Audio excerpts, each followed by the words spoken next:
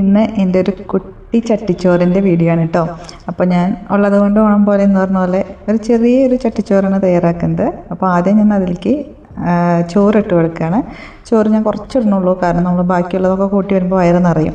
അത് പിന്നെ ഞാൻ അതിൽ അയില വറുത്തതാണ് കേട്ടോ വെച്ചേക്കുന്നത്, അതുപോലെ ചിക്കൻ ഫ്രൈയും, പിന്നെ ബീൻസും അതുപോലെ തന്നെ പൊട്ടറ്റോയും കൂടിയിട്ടുള്ളൊരു സബ്ജിയാണ്.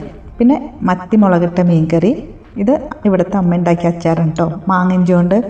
പിന്നെ ഇതാ ഒരു ഭാഗം ഫില്ല് ചെയ്യാൻ വേണ്ടി മാത്രം കുറച്ച് രസമെടുത്ത് ഒഴിക്കുന്നുണ്ട്. അതുപോലെ ഇത് വലിയ ബ്രിഞ്ചോളുണ്ടല്ലോ, അത് വറുത്തത്. അപ്പോൾ ഇതൊക്കെയാണ് നമ്മളുടെ വിഭവങ്ങൾ. അപ്പോൾ എന്തായാലും ഇനി ഒരു പിടി പിടിക്കാമല്ലേ. ഞാനിതെല്ലാം നേരത്തെ ചട്ടിച്ചോറൊക്കെ റെഡിയാക്കി വന്നപ്പോഴേക്കും ഇതാ കുട്ടികൾ സ്കൂളിൽ നിന്ന് എത്തി. മോൻ അച്ഛൻ നേരെ കിച്ചണിലേക്കാണ് കേട്ടോ വന്നത്.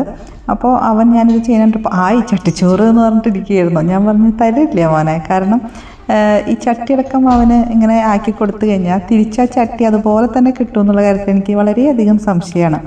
അപ്പോൾ ഞാൻ വാരി വേണമെങ്കിൽ വായിൽ തരാമെന്ന് പറഞ്ഞു, ഉരുളയാക്കിയിട്ട്. അപ്പോൾ ശരി, മനസ്സോടെ ആൾ സമ്മതിച്ചു കേട്ടോ. ഇത് ഞാൻ ആശിച്ച് മോഹിച്ച് വാങ്ങിയതാണ്, നിങ്ങൾക്ക് ഓർമ്മയുണ്ടാവും ഞാൻ അപ്പം ഉണ്ടാക്കി ആകെ മൊത്തം ഫ്ലോപ്പായ വീഡിയോ.